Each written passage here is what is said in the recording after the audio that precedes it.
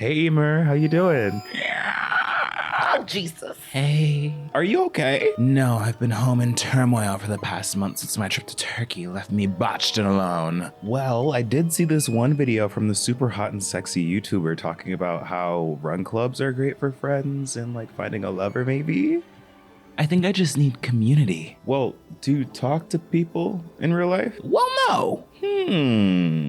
Hey guys, what's up? It's Imurgency and welcome back to my channel. In this video, we're talking about community, especially how it relates to and with the loneliness epidemic that young people, Gen Z, and millennials have all been experiencing over the past couple years. Everyone's been talking about it. I've made videos on it before, and everyone has been experiencing it to one degree or another, where it feels like people are now less connected than ever. There's been a dwindling sense of community overall, and people just being more lonelier now than ever. However, in that, it's not all doom and gloom. I also wanted to talk about this cultural shift that I feel like we're starting to see now, and something that has been bubbling under but definitely starting to make waves now, especially this past summer, where it seems like being out the way and being to yourself / introversion as a whole is out, and being more socially connected, being more tapped in, and being more selectively extroverted is now in. Now, this video topic in discourse was inspired by a TikTok that I saw relating to the whole cashier discourse that was going on TikTok the past week or a couple weeks ago, where if you were fortunate enough to not be tapped into that conversation, basically started from this one creator talking about an experience where she was checking out this one cashier and the cashier did not say hi to her, which made her ask like, hi, I wonder why cashiers don't say hi anymore, which then exploded into a week-long discourse about class consciousness, capitalism, privilege, and much, much more. And we're not here to talk about all that specifically, but this one video that did come out of this conversation that branched almost into a completely separate one. It talks more about the sense of community and the cultural shift that is going on with younger people, both going on now and in the near future. And I thought that her take was really interesting. Can I tell you my theory about what I think this whole cashier shouldn't have to say hello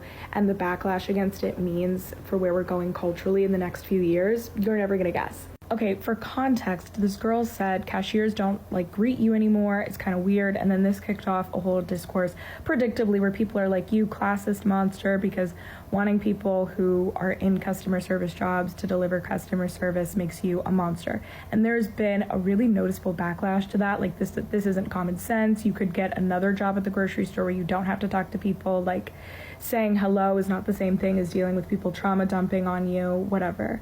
And I think it's a pretty good indication that we're moving away from this like introvert focused, isolationist, don't invite me to the party because I'm not going to go. I get to the function and I just can't wait to leave sort of mentality that's been popular for the past decade. And I want to make this video sort of to expand on that and talk more about the general notion of community and being social, being in, and the normalization of isolation and isolative behaviors, as well as the growing asocial / antisocial behavior that we've been seeing both in person and online. So if that sounds interesting to you, definitely sit back, grab a snack or a meal. Yeah, I said meal. That food look real good over there, don't it? It's good? Okay. Enjoy while you watch this. I'm sorry if you felt called out by that, and if you did not feel called out and you are not currently eating while you're watching this video, maybe try eating next time. Catch that, because that was a double. But yeah, if you're new, before we get started, definitely subscribe, leave a like, follow me on my socials at Imurgency. Check the link in my description to see the latest episode of my podcast, Shameless Promo. Season 1 is almost done, so you have a lot of backlog content you can watch, as well as catching the last 2 episodes as they air every Thursday. But yeah, let's get to talking. I think what got me started thinking about this topic conceptually outside of the TikTok was the big boom and surge in community-based activities that we saw this past summer. And yes, I say past summer. I know it's really soon. And it hurts me to say because it felt like summer really came and went. But yeah, this past summer, we're now in fall. RIP summer 2024. Like, we all saw an influx of interest in in-person community-based activities like run clubs, book clubs, fitness groups, and other niche interest-based gatherings. That just had not been the case in the years prior. And of course, we have a whole pandemic to thank for that largely, but it seemed like for so long, the effects of lockdown and isolation seemed that they were carrying on and were going to be an irreversible effect socially on young people, at least culturally. But this summer proved that that does not have to be the case for Gen Z. Like, of course, this wasn't the case for everybody. And while I think that summertime and summer weather definitely contributed to this boom. As the creator, as the previous TikTok stated, I feel like we're seeing this as sort of a societal response to the growing loneliness epidemic that we've all been so used to seeing for the past couple of years. Because for much of Gen Z's early adulthood, we've kind of been stripped of that. Like, speaking for myself, I've picked up run clubbing and group fitness in my life so that I have that sense of community that I feel like I've been missing, especially since moving across the country post-grad and not having that baked in social community that I feel like a lot of people are used to having, either from school or from your hometown, or even, and this one's kind of debatable because it's not technically a third space, your job. And what I realized after a full summer of really delving into these communities and hobbies, well, I should say I didn't realize how much I was missing that sense of community in my life. And as someone who has historically claimed to always be an introvert, like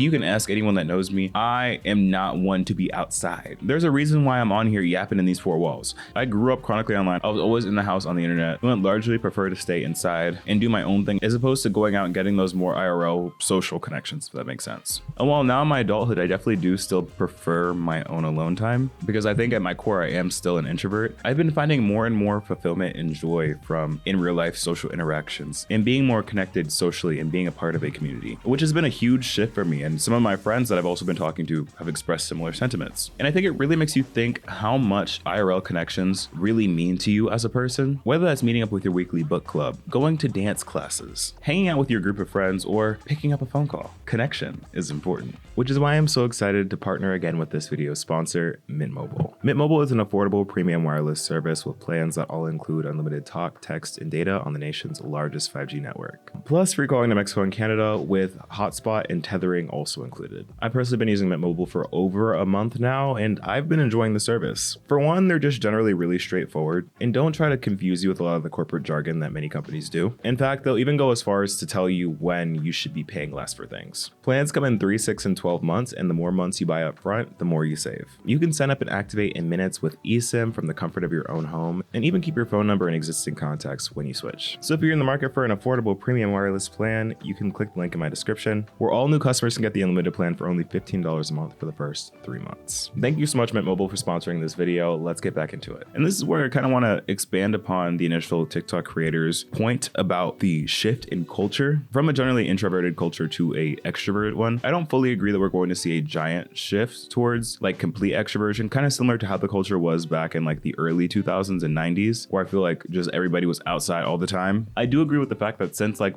probably like the 2010s, there has been this cultural acceptance and promotion of a more isolated, more introverted lifestyle. Like that creator said, it was cool, or at least not seen as a bad thing, to say that you want to be out the way, to say that you love being in the house, to say that you're not someone who's super outside. You're not, I hate to say like not like the other girls, but like not like the other girls adjacent. Like you're not one of those crazy partiers. You're not one of those people that like constantly need to be in people's faces. You're okay with just being in your house, chilling in pajamas with some pizza. Like that, I feel like really ruled the 2010s up until I want to say 2020. Like think the self-deprecating BuzzFeedy era of the internet and just culture as a whole. For many of us, we were either kids or teenagers during this era, and while a lot of things did contribute to the generalized introversion of that era outside of the internet, like the beginning of the end of third places for young people to congregate, which could be a whole separate video and may actually tie into something I'm going to talk about later. I don't know, I'm going off script here, because I feel like teenagers and adults under the age of 21 are kind of underrepresented, or at least like not thought of as much as like adults. Because sure, when you're a kid, you have a space to go, like you're hanging out at friends' houses, you're having play dates, you're staying at your own house with your family, you're at school, you're at aftercare, whatever, what have you. But like once you're a teenager and you have a little bit more autonomy of your time, there's kind of like no space for you to go. Like the spaces for teenagers used to be malls, but now since malls are dying and the malls that do exist are very anti-teen and go out of their way to enforce curfews for teenagers, there's not really spaces for them to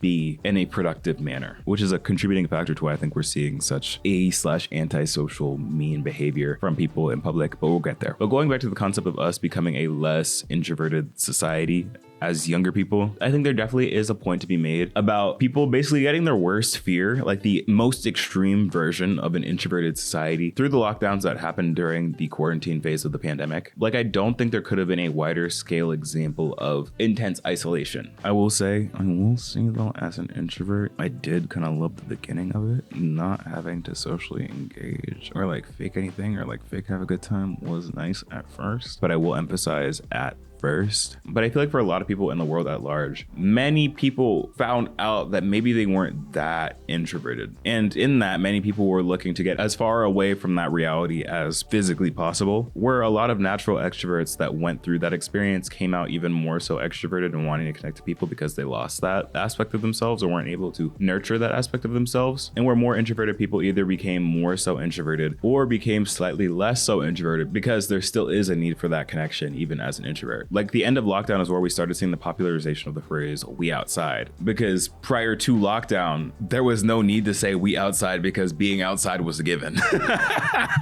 Whereas back then and even sort of now, that's seen as sort of a luxury or a deviation from the norm. And now I sort of want to take a break from that and transfer over to the part of the video where we're talking about the rise and normalization of these antisocial / asocial behaviors that we've been seeing in public and online over the past couple of years, in my opinion, due to the lack of connection and community that everyday people have on a day-to-day basis. And I do want to say very quickly, as a bit of a learning moment for many people, I say antisocial / asocial because those are two completely different things and people use them interchangeably all the time. Let me hop in my Cleotrapa bag really quick. So there's antisocial and there's asocial. I feel like people use these two terms interchangeably when they don't exactly mean the same thing. Antisocial behavior is defined as behavior that is harmful to society or goes against social norms. Think of things like verbal abuse, bullying, or violence, as well as things like theft, arson, vandalism, and the sorts. Very harmful, not something to claim as a personality trait positively. Then you have asocial behavior. An asocial behavior defined as a lack of desire or inability to engage with others socially. I think oftentimes people say that they're antisocial when they mean to say that they're asocial, because asociality is more so linked to introversion and not wanting to talk than antisocial behavior. Antisocial behavior is a little more intense. And now that we had that little lesson, there has been a noticeable rise and sense of normalization between both antisocial and asocial behaviors. As far as the asocial lens of things, people have been talking to each other less and less, and the average young person is engaging in fewer in-person conversations per day because we've become more insular and isolated. I can speak for myself that there have been times where I've had more conversations online than in person in a day, which is still some form of communication and is still some form of connection, but it's not the same because you're not exercising the same sets of skills in the same way. There also has been a documented rise in antisocial behavior of people just being meaner and worse to each other, both online and in person. And the research that I've done, a lot of the examples that they bring up and talk about have to do around public transport. Like almost all the vlogs and articles that I saw were about people talking about things like fare evasion and like being unnecessarily loud in like public transit. And like for one of those, I feel like there is a larger issue at play there. But I think that something that is definitely noticeable to the average person that isn't taking public transport is that people just aren't as kind day to day, or should I say courteous day to day. And no, this is not completely going back to the cashier conversation. This goes for like day-to-day interactions where someone does not owe you anything. You're not being paid to have a social interaction. There's not an inherent power imbalance or power dynamic between the two people talking. These are just two people on the street or waiting in line or anything like that. It feels like there are less of those conversations, especially with younger people. And in that, especially with Gen Z, we've been seeing more negative / mean behavior in real life that also translates to online. Like we currently live in a time where you don't want to do anything that stands out too much in public, because at any time a random passerby or who you think is a random passerby could walk by you and record you doing literally whatever without your knowledge and post you on social media, making fun of you for wearing, doing, or acting in a certain way, and then consequently have hundreds, if not thousands, if not millions of people making fun of you online for something that you did not know you were either doing or know that you were being recorded for. Like you can just take a couple of scrolls on social media to find some sort of content like this of someone filming someone in public and people either laughing or making fun of them. And I don't want to say in all cases this is negative. In some cases it can be just generally pretty funny where no one's being mean, but more so just being like, oh my god, look at this. But there is a whole genre of content on the internet, or people going up to other people or just recording other people and getting the reactions to things. And in that similar vein, the people online, the people behind the screens are also meaner than ever. Like I feel like like the default online now is to engage expecting hate or expecting to see hate comments or see something ridiculous said about somebody or yourself, because it feels like the state of internet culture right now is so inherently negative, and we've kind of normalized that. Like, it's not something that we ever really push back on as a culture. We kind of just meme on it, find it funny, then move on. Or if someone responds to the hate or backlash that they're getting, saying that, hey, I'm kind of uncomfortable with this, or like, please stop harassing me, it's either met with more pushback or with allegations that like people should not be on the internet to begin with. They can't handle the pushback that they're getting, and that they should seek either career or entertainment elsewhere.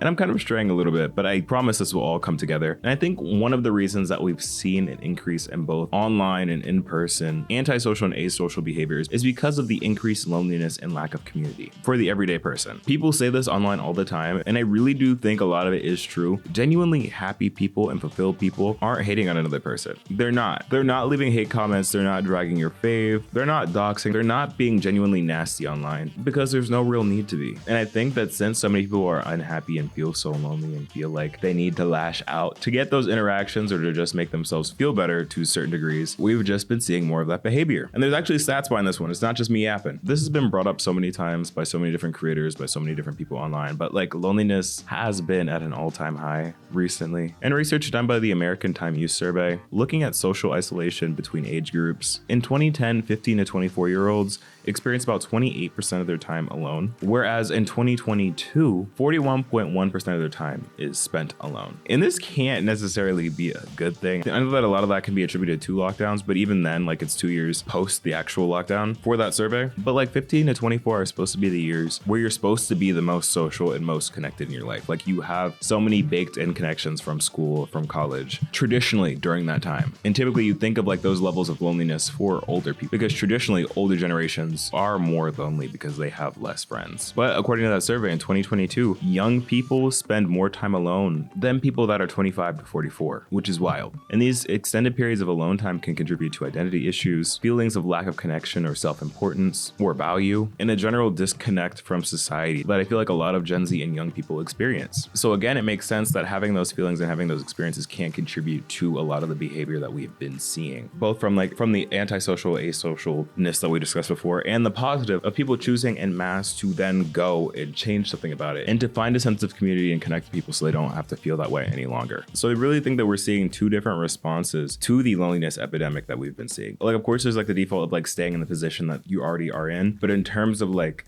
how that change has been seen, it makes sense as to why people are choosing for something different, choosing to engage more with community and find community in spaces they haven't before. And I'm personally interested to see how this holds up as we move into colder months, because again, I do think that a large portion of why we saw such a boom was because the weather was good. The real test to see people's commitment to community will come when it is more of an intentional effort to go out and seek that community. When the weather isn't nice, when it's raining, when it's cold, when it's snowing, when it is no longer as convenient to meet with people. If we're still seeing that movement towards generalized connection and communication between people in real life, I will be pleasantly gagged and gooped. So I guess this is me saying, get your book clubs ready, get your indoor dance classes ready. Hell, whip out the game boards, whip out the D&D, whip out the movie nights, whatever have you to connect with people, to experience that community and to continue growing your hobbies and social sphere. But yeah, that's all I wanted to say for the sake of this video, y'all. Let me know your thoughts on the alleged death of introverted culture or the rise of community-based activities. I'd love to hear all your thoughts down in the comments below. If you enjoyed this video and want to see more like it, make sure to subscribe and leave a like on this video. Follow me on my socials at Imurgency. Don't forget to click the link in my description for Mint Mobile. But other than that, y'all, I've been Imurgency, and I will see you in the next video. Peace.